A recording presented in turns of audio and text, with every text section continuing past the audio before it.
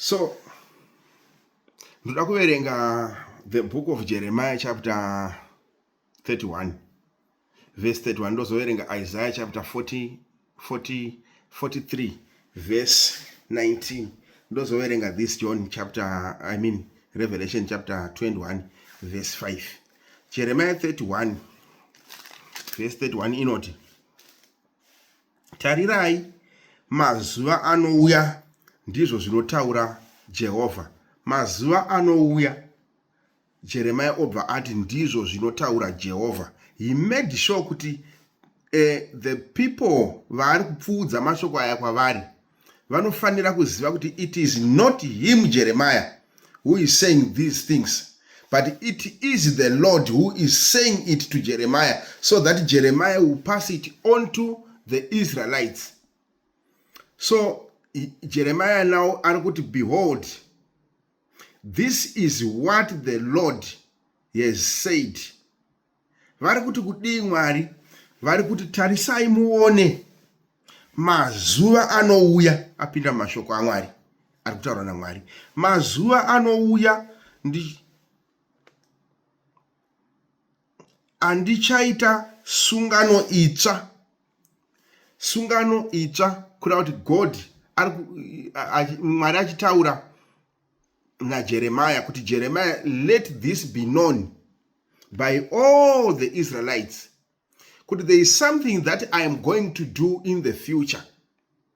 Andichaita, it means it's something chisati chaitwa, but chichaitwa in the future. But chacho chichaitwa in the future chinofanira kuiswa on record, kuti zvizivikane kuti ndakataura shoko iri ndikakuzivisa muprofita wangu kuti avazivise, so that vanozozvinzwisisa kana zvakuzoitika. Chii chaari kutaura nezvacho Mwari? Ari kutaura nezvesungano yake itsva, nezvenew covenant yake. New covenant yacho ari kuti ndichaita mazuva anouya, right? Andichaita sungano itsva neimba yaIsraeri uye neimba yaJudha. Inzwai, chapter 21 yaRevelation, John achioneswa ari mumweya anoti, tarirai ndakaona denga idzva, and I saw the new heaven and the new earth. Rekutanga rakanga rapfuura denga, nenyika yekutanga yakanga yapfuura.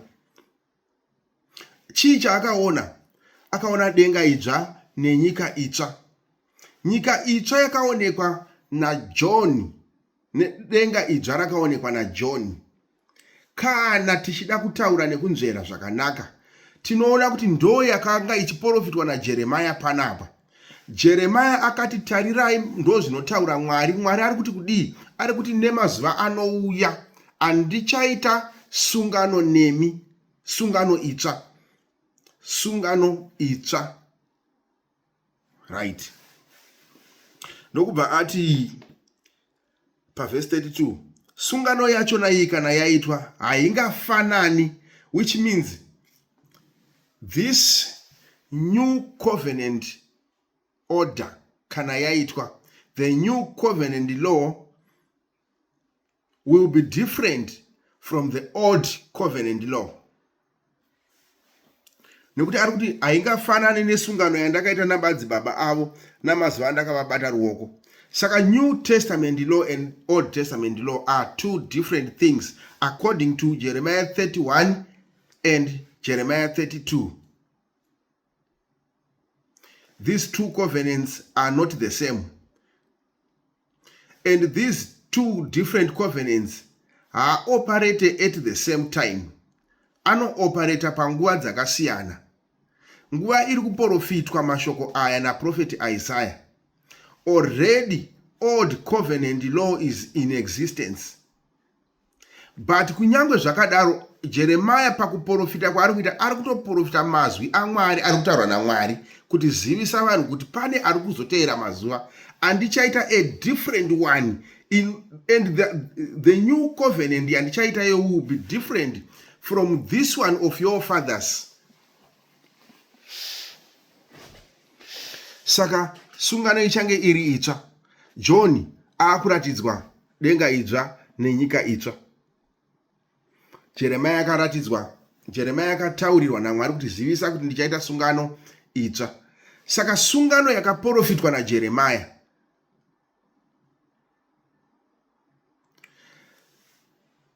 yakazoitwa establish. Yaitwa establish kudaro Mwari ndo paari kutora Apostle John ndokubva amupinza muNew Testament Covenant. John ndokutanga kutaura mashoko aMwari ari muNew Testament Covenant aiswamo naMwari. Kwakutanga kutaura zvemuNew Testament zvaari kuona, zvaari kuratidzwa naMwari. Achizviona kudaro John nekunzwisisa zvaanga ambochimborarama mazviri kubva pamuberekerwo, akatanga kuona kuti this is a new environment. It's completely different from what I know. And then he recorded it achiti, I saw the new heaven and the new earth. Ndokubva azvidescribe, ndokubva azoona the new Jerusalem richiburuka richidzika kubva kudenga. Achiri describe iye anoti ranga rakaita semwenga, rakagadzirwa semwenga, akagadzirirwa kuitwa sei? Kuiswa kumurume wake.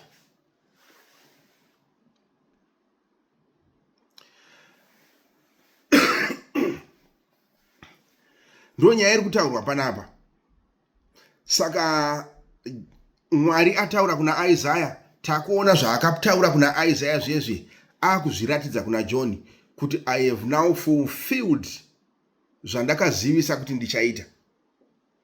Zvii zvaakazivisa kuti ndichaita zvaitwa fulfill, zvekuti achachinja sungano, oisa the New Testament order panzvimbo. Kana New Testament order yaiswa panzvimbo, the Old Testament system inobva yaitawo pass away, inobva yapfuura. Because John pakuratidzwa kwake anototi ndakaona denga idzva nenyika itsva nekuti zvekutanga zvaita sei zvapfuura. Saka chii chapfuura is the Old Testament covenant law. Ndo yapfuura. Saka kana yapfuura pava nezvimwe zvitsva zvasvika panapa.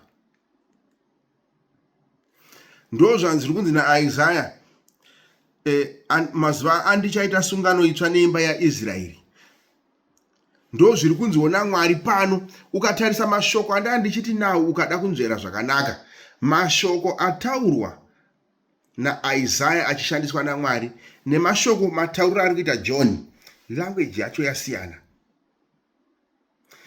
Isaiah anoti mazuva anouya andichaita.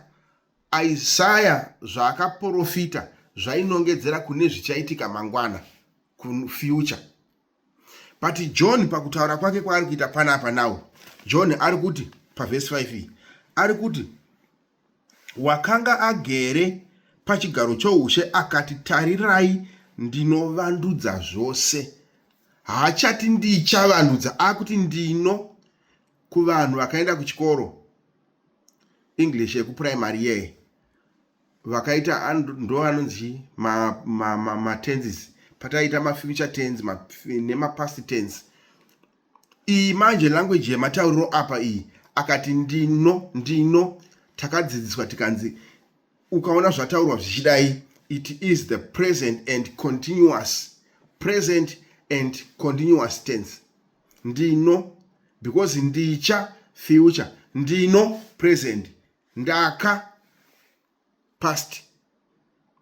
So Isaiah akataura achiti ndicha, kureva kuti zvakataurwa naIsaiah panguva yakataura Isaiah zvanga zvisati zvaitwa establish, zvanga zvisati zvaiswa panzvimbo.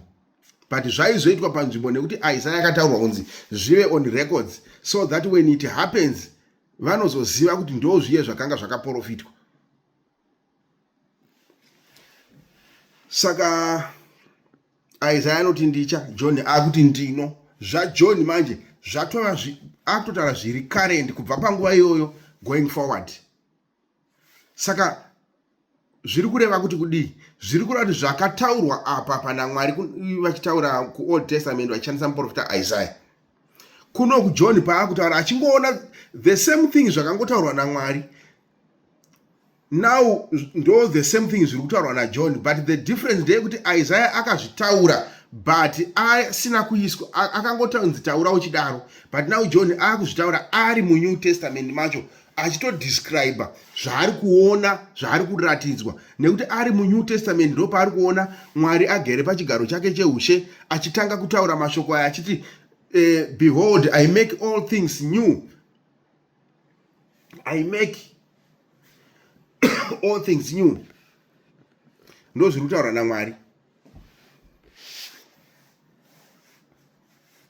Saka ari kuti kudii? Hanzi tarirai ndinovandudza zvose. Akati nyora kuti ndinovandudza zvose, ndinovandudza zvose, kuzadziswa kwechiprofita uku. Nekuti Isaiah uyu chapter 43 verse 19 anga akati iye Jeremiah na Isaiah mashoko avo kuno akuzadziswa manje. Zvaakuratidza pachena kuti environment iri kutaura John na Isaiah vari mairi zvakasiyana. Isaiah na Jeremiah vari kutaura vachiudzwa naMwari zvichazoitwa, but havasi kupinzwa mazviri kana kutaura vari mazviri. Mwari ari kungotaura kwavari, ivo vonzwa zvataurwa naMwari and then vozvitaura zvobva zvarekodwa. But John haachaite zvekungonzi taura uti, atorwa ndokubva aiswa imomo, ndokubva atanga kuratidzwa the new environment order. Saka anga agere pachigaro ndokubva ataura achiti tarirai ndinovandudza zvinhu zvose, I make all things new. Ariwo mashoko anga akaprofitwa naJeremiah na Isaiah panapa pa 43 verse 19 pari kunzi ipo Isaiah chapter 3 ndabvarira bhuku rangu 43 anoti tarirai ndichaita chinhu chitsva chinobuda zvino, hamungachizivi here? Ndichaita nzira murenje nenzizi musango. Tarirai ndichaita sei? Ndichaita chinhu chitsva. Obva anyarara zvake nguva iyo, but shoko rataurwa rapfuudzwa robva rarekodwa. Ndichaita chinhu chitsva. Chinhu chitsva chipi chakuonekwa naJohn panapa? Ndo chinhu chakuonekwa naJohn pano. Ichochi chiri kuonekwa naJohn, ichochi chakaprofitwa naIsaiah, ichochi chakaprofitwa naJeremiah, ndo exactly the same thing chakaonekwa naAbraham paya panonzi vakaona zvipikirwa vari kure. Vakazviona zvipikirwa zviri kure, vazviona kudaro vakaita sei? Hanzi vakatenda. Chiprofita kai chatotaurwapo kuti vakatenda, vazviona, vakaona promise, ndokubva vatenda mukuiona kwavakaita, ndokubva vaikwazisa. Saka chii chavakaona? Vakaona zvakanga zvichiprofitwa naMwari, zvichivimbiswa naMwari kuti I will do this, I will make a new covenant and I will make all things new. Abraham saw it and then ndokubva aona zvipikirwa zvacho, mapromises acho, ndokubva awevhera kudai akakwazisa ari kure, akatenda, ndokubva anzwisisa kunyangwe vakanga varatidzwa nyika Kenani iriyo, the promised land yavakanga vapromiswa iye. Abraham achiona kudaro akaunderstanda nekunzwisisa kuti no, kunyangwe zvazvo pataurwa zveKenani, kunyangwe but Kenani haisiriyo nyika yaMwari chaiyo chaiyo. Ndosaka zvichinzi akaona ari kure, kureva kuti yanga isati yaiswa panzvimbo, asi akaiona. Chii chaakaita paakaiona New Testament? Abraham hanzi akatenda, akatenda, ndokubva panyorwa mashoko ekuti vakanzwisisa, vakatenda, kureva kuti vakanzwisisa kuti ivo vafambi nevapfuuri vekupi, vachienda kupi.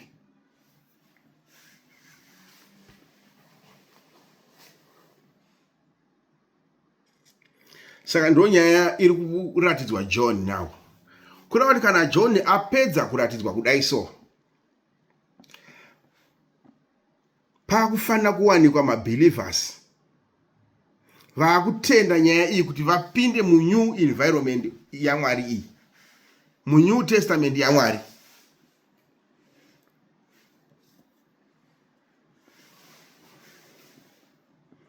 Akanga agere pachigaro choushe akati tarirai ndinovandudza zvinhu zvose, akati nyora kuti mashoko awa ndeazvokwadi. angatendwa ndezvokwadi anga agere pachigaro chekutanga. Mashoko angatendwa ndeekuti chii? Ekuti tarisai ndinovandudza zvinhu zvose. Saka zvinhu zvose zvinovandudzwa kupi, sei, nani?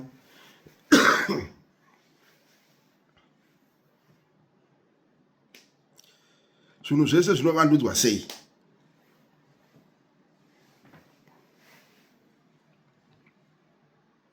Sekuratidzwa nekutaura kuri kuita Mwari kuburikidza naJohn. Zvinhu zvose zviri kunzi I make all things new. I make all things new. Zvinovandudzwa sei? I make all things new. Tiri kuzonzwa Apostle Paul akukonfirma mashoko iwayo evaprofita ava pamwe chete nezvakaonekwa naJohn. Apostle Paul arikuzokonfirma pana 2 Corinthians 5 kubva pavhesi ya 17 paya, kana munhu ava muna Kristu ava chisikwa chitsva. Kristu wachona ndiye akati I make all things new. Saka kana munhu ava muna Kristu ava chisikwa chitsva. Zvinhu zvekare zvaita sei? Zvapfuura. Ndichaita sungano itsva nemi isingafanani neyandakaita nemadzibaba enyu. Hadzingafanani. Saka zvekare zvapfuura. Tarisai zviripo zvava zvitsva. Chii chinoitika kuti vanhu vapinde muenvironment iyi iri kuratidzwa John? Environment yakuratidzwa John iyi, Mwari ndo yaakaitira kuti iye atanga agadzira zvose, aita zvese zvaaida kuita, zvese zvava ready. Unonzwa atombotanga ataura achiti ndichavaka kereke yangu, ndichavaka kereke yangu. Saka zvese izvozvo azviita. Ndo paunozonzwa akutora vakomana vaya vakanga vanonzi vadzidzi vake, ndokuzonzi vaapostora vake, ndokutaura kwavari. Mashoko ari kutaura apa pana vhesi 5 yazvakazarurwa achiti tarirai ndinovandudza zvinhu zvose, I make all things new. Ukaenda pana Matthew chapter 28 pavhesi 18 anoti everything was given to me. And panoti everything was given to me, izvozvo zvacho zvakapiwa kwaari ndo zvaakuti ndaakuzvishandura manje kuti zvive zvitsva. Apedza kutaura mashoko iwayo kuti zvinhu zvese zvakapiwa kwandiri, sezviri kutaurwa panapa pari kunzi akati anga agere pachigaro cheucho akati ndinovandudza zvinhu zvese. Zvinhu zvese zvaari kuvandudza, sei ari kuvandudza zvinhu zvese? Nekuti pavhesi 18 ya Matthew 28 ari kuti ndakapiwa zvinhu zvese. Apedza kutaura mashoko iwayo, immediately apedza kutaura izvozvo ari kuziva kuti ndazvitaura kuvadzidzi. Vadzidzi vaakuziva kuti everything ndine control yazvo, zvinobva pandiri inini, ndini muridzi wezvinhu zvese. Vadzidzi vaakuziva nhau yavanofanira kufamba nayo kana vaakuenda. Ndo paanobva avati chiendai munoparidzira marudzi ese. Vari kunovaparidzira kuti chii?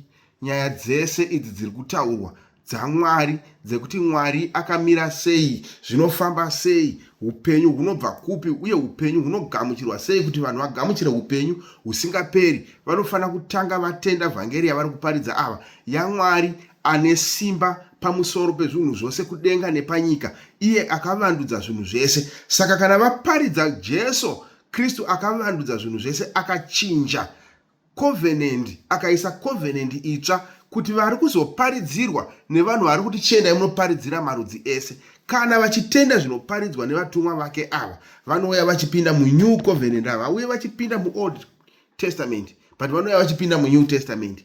Saka kana vaparidzirwa manje, vapedza kuparidzirwa, kana vachinge vaparidzirwa, ndo pavanouya vachipinda munomu. But pane zvavanenge vatoita.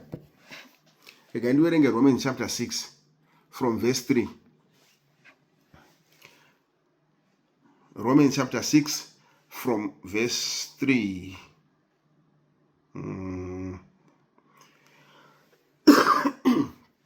Romans chapter 3 from verse 3. I make all things new. 2 Corinthians 5 verse 17 yobva yati kana munhu ari muna Kristu ava chisikwa chitsva. Saka anoita sei munhu kuti ave chisikwa chitsva?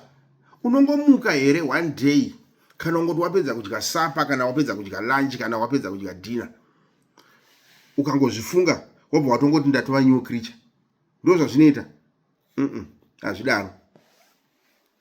But unofanira unoita seizvi zvakanyorwa apa zviri kunzi. Let me quickly read it. Romans. Where is Romans chapter 6? I want to read from verse 3 to verse 6.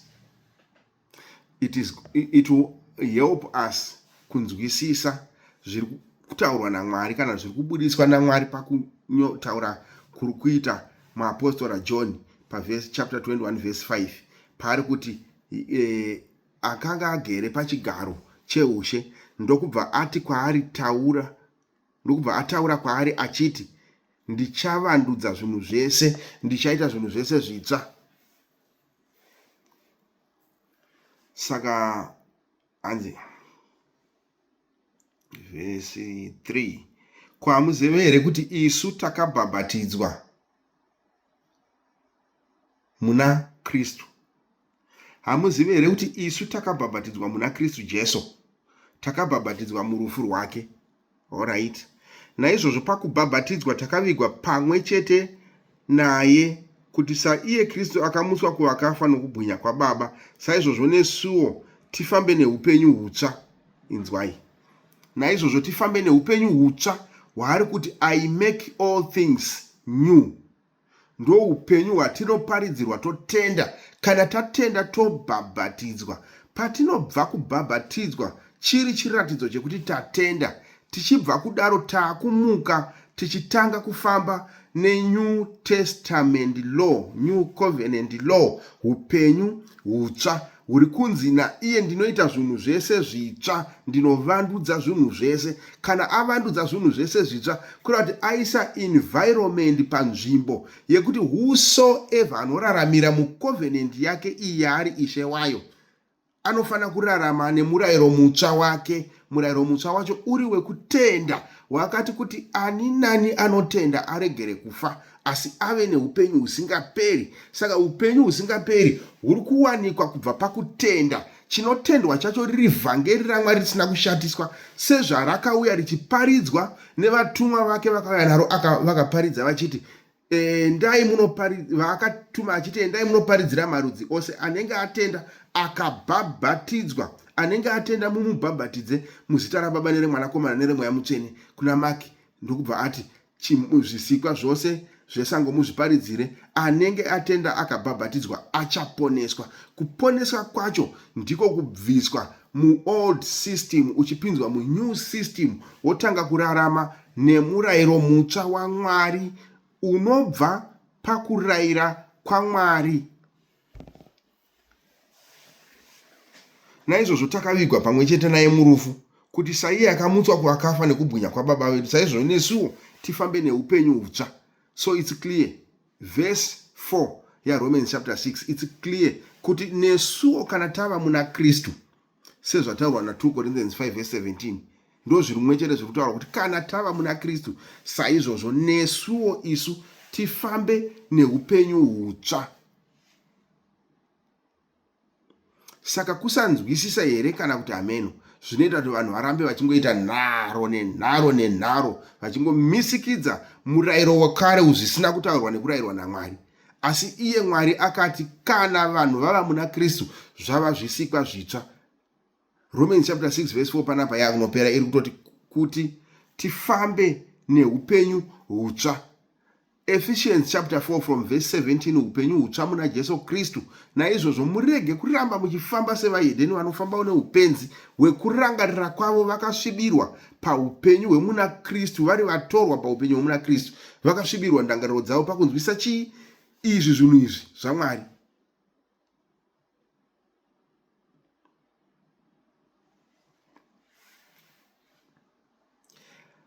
nokuti kana takava vamwe naye pakufanana naye parufu rwake, tichadarowo pakumuka kwake. Saka vanhu vakada kuramba vachifamba vari mumurayiro wekare, kunyange kuri kusanzwisisa kuti murayiro wekare futi wakanga uri wevaIsraeri. VaHedheni takanga tisiko. VaHedheni takutopinda panyaya dzekunamata patanga kuparidzirwa marudzi ese, nekuti Old Testament system yaisaparidzira marudzi ose, and God was not communicating kumarudzi ese. He was only communicating to one tribe, vana vaIsraeri. Now kuno ku New Testament, kana munhu akutaura tanonamata Mwari, anofanira kunge achinamata Mwari nemutoo uyu, nokuti kana takava vamwe pakufanana naye parufu rwake, tichadarowo pakumuka kwake. Saka Kristu paakafa akamuka afuka muviri uri different from waakafa ainawo. Saka paakamuka, akamuka neNew Testament, akamuka neNew environment, akamuka neNew dispensation, kuda kuti paamuka vese vari kuzotenda kwaari vanourayiwawo vobva vamutswa pamwe chete naye, votanga kufamba nemurayiro wake mutsva unofambwa nevamuka kuvakafa, vabva kuzvitunha vava vapenyu, vane murayiro wevapenyu wavanofamba navo. Saka murayiro wevapenyu ndewekutenda. Murayiro wevapenyu ndewekutenda, vanenge vamutswa pamwe chete naye. Tichiziva izvi kuti munhu wedu wekare, inzwai, munhu wedu wekare, that's the old ways. Izvozvo zvinenge zvichitosanganisira the old system. Tichiziva kuti munhu wedu wekare akaroverwa pamuchinjikwa pamwe chete naye kuti muviri wedu wezvivi ushayiswe simba. The old system yanga yakazara zvivi mairi, saka inoshayiswa simba kuburikidza naKristu ari kutora zvivi zviya oenda onofa nazvo pamuchinjikwa. Saka paari kumuka, ari kumuka zvivi zvafa, ane muviri mutsva usina chivi. Ndo zviri kuitawo vose vanopinda muna Kristu, pavari kunzi vanova vatsva, zvisikwa zvitsva, kufa pahumwe upenyu hwekare uhu, vachimutswa paupenyu hutsva muna Jesu Kristu,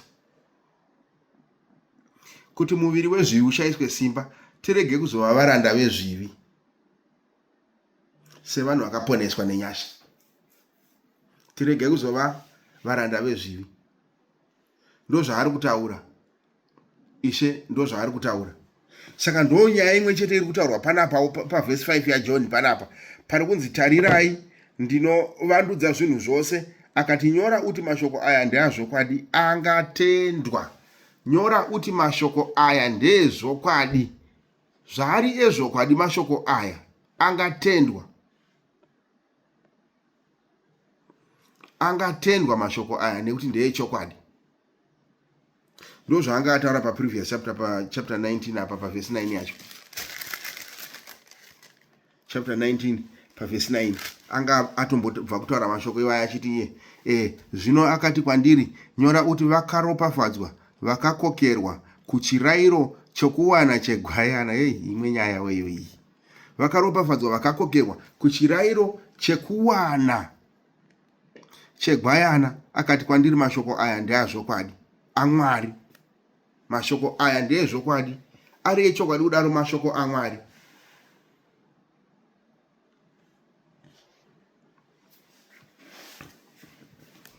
Mashoko echokwadi angatendwa aya. Romans chapter 4 verse 21. Kana ndisiri kukanganisa, chapter 4 verse 21 inobva yati kudi, inobva yati iyo,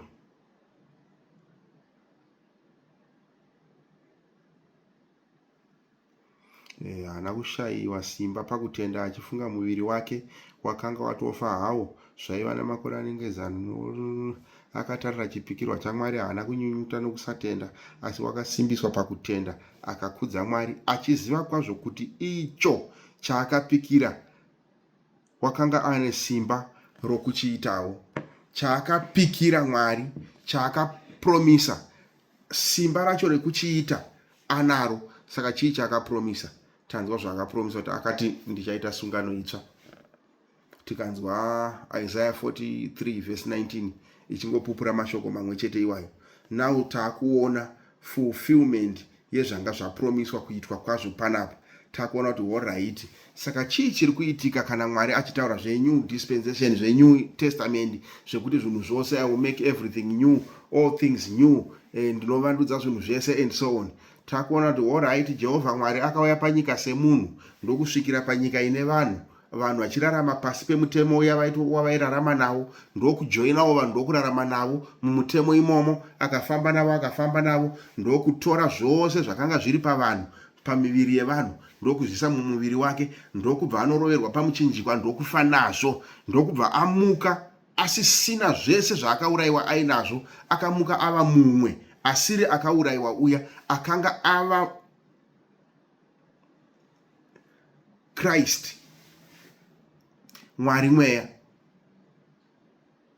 Amuka kudaro ndokubva alonja testament yake.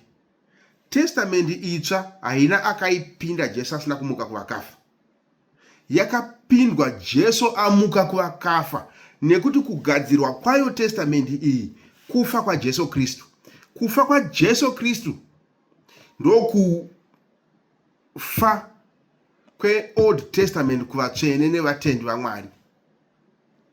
Kumuka kwaJesu Kristu kubudawo muOld Testament system kwevatsvene nevatendi vaMwari, vachinourayiwawo pamwe chete sezvaakaitwa nekutenda kwavo. Kutenda kwavo kuri kunovapinza parufu, rufu rwuya rwouraya the old man. So kana the old man aurayiwa nerufu, the new man ari kumutswa ava munhu mutsva akafanana neatangawo kumuka kuvakafa, anova Kristu. Saka vakurarama vari pamwe chete muenvironment yevapenyu vamuka kupi kuvakafa.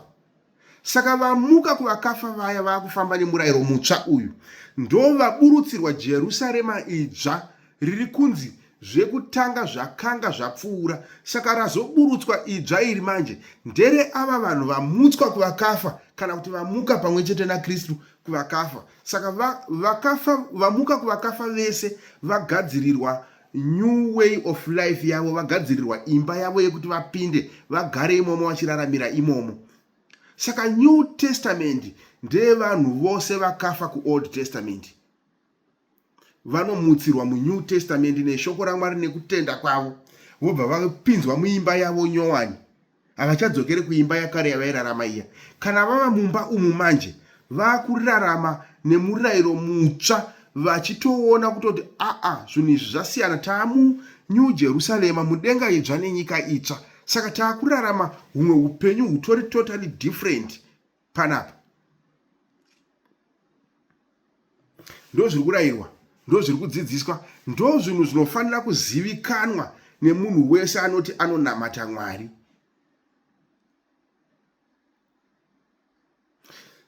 Zvakaparidzwa, zvikaratidzwa, zvikarekodwa kuti isu tizvizive nekuzvinzwisisa nevaapostora vake, ndizvozvi.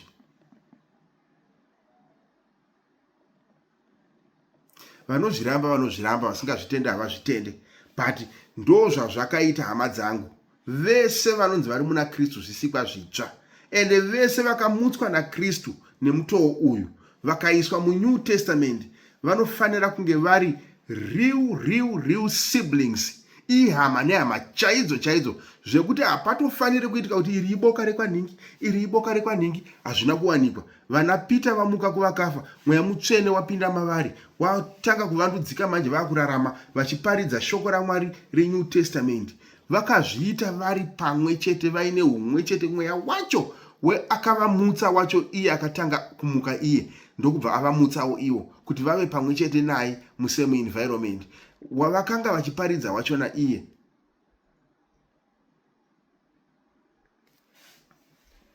Haana kuzvitendera kuti vange vakaparadzana. Ndosaka Peter asina kuvamba yake yakanga ichinzi AFM. John ndokumuka achiitawo yake inonzi Boniface. Andrew ndokutanga Methodist. Thomas ndokumuka aine Roman Catholic. Hazvina kubvira zvakaitika izvozvo. Zvekuti vakaparidza ava vakatanga kuparidza nyaya idzi vari kudziratidzwa manje, vari kuratidzwa chimiro, state of the new Jerusalem, state of the new heaven and new earth, state of the new dispensation. Vakazviparidza nevari kuzviratidzwa vacho. If they are to come back today, they will be surprised. Some of the things that we are seeing happening, avanangobvira vakazvirayira kuti ngazvifambe saizvo kana ngazviitwe saizvozvo. So if they are to come back today, they will be very much surprised, because they don't know, they've never instructed a lot of things that are happening now today. Kuchinzi ndiko kunamata Mwari, ndizvo zvinoitwa nevanhu vanonamata Mwari. Each man arongomuka akatanga yake church achiti he is an apostle, he is being used by God, and otanga kuparidzira vanhu zvinhu zviri physical zvinobatika. But vana Peter pavakamuka vakanga vakuparidza vari mu new heaven and new earth, vari mu new Jerusalem. Mwari akapiwa zvinhu zvese, akapiwa simba rezvinhu zvese. Haana kuzovaratidza zvinhu zvemurangariro wekwavakabva uku ku old system, but kubva panguva yavakaitwa renew, mweya mutsvene wava mavari vachiparidza Kristu, vakatanga kuparidza zvinhu zvemweya zveupenyu husingaperi, zvoga zvinoisa vanhu kuupenyu husingaperi. Zvinhu zvese zvepanyika focus yavo yanga yabviswa kwazviri, attention yavo yabviswa kwazviri. Saka Paul achitozoti ndakarasikirwa nezvinhu zvese. Asi kunyange zvakadaro haana kutora zvinhu zvine value, but akatoti izvozvo zvinhu zvaanga akarasikirwa nazvo, vanhu vari munyika zvavanotora sekuti ndo zvine value stereki, Paul akazviti ndakazviidza marara. It's rubbish. Paul was a very well-known man in the government, a very well-known leader. Aitotumwa na president, aipiwa assignment authority ya president direct, achifamba ainayo. Sometimes kana uchifamba uine message ya president, wakangopfeka ubhachi ra president, whatever you say hazvina chekuita newe, zvine chekuita na president vakutuma. Saka Paul aifamba akadaro, munhu akatongodaro obvious, ane dzimba dzakawanda, ane mari dzakawanda, ane zvese anazvo, mabusiness and everything. Most of these government leaders very close to the president, vanotumwa na president, ma-ministers and so on. Ndozvo zvakaita, ndozvo zviripo. But from the time yakaitika transformation yekubuda kwaPaul muzvinhu zvenyika achitanga kuparidza Kristu, anoti ndakarasikirwa nezvinhu zvese. Kunyangwe iye before zvanga zviri ndo zvine value kwaari, asi kubva azorasikirwa nazvo, anotiwo izvozvo kunyange kurasika kana kusarasika kwandiri zvazvo zvinhu zvisina basa, ndakazviza marara kuti ndiwane Kristu. Kuna kuti awana Kristu awana upenyu, ana Kristu ane upenyu. But Kristu wacho uyu manje, kutoti munhu arasikirwe nezvinhu zvese panyika, anofana kutanga amutenda. Kana amutenda, Kristu wacho anomuisa muimba yake mu New Testament. Zvino mu New Testament ndo mune order iri kuonekwa na John iyi, iri kunzi mashoko aya ndezvokwadi angatendwa kune vari vatsvene vaMwari, ekuti kudii, ekuti taakutorarama muupenyu hutsva ende taakutozvigamuchira zvakadaro, ndobva upenyu hwedu. Hatichafokase nezvinhu zvepanyika, uye hatichafambe nenzira nemutoo wepanyika. Kana tonamata Mwari tiri kuzviita mumweya, kana toparidza tinoparidza Kristu wemweya, tinoparidza nyaya yeupenyu husingaperi hwega. Hatitarise status yemunhu kuti murombo here panyama kana kuti anowana panyama. Tinongoparidza Kristu kumupfumi nemurombo vese kuti vagamuchire Kristu mumwe chete akafanana. Kana vamugamuchira Kristu wacho, anomutsa mupfumi nemurombo panyama pamwe chete achivaisa mumweya, vobva vafanana nekuti vanenge vakafanana naye. Chii chaanenge akuita? Upenyu huri maari hunobva hwadururwa mavari. Saka iye ndiye anenge akurarama ari mavari. Saka vanova vapenyu nekusingaperi, havachazooni rufu.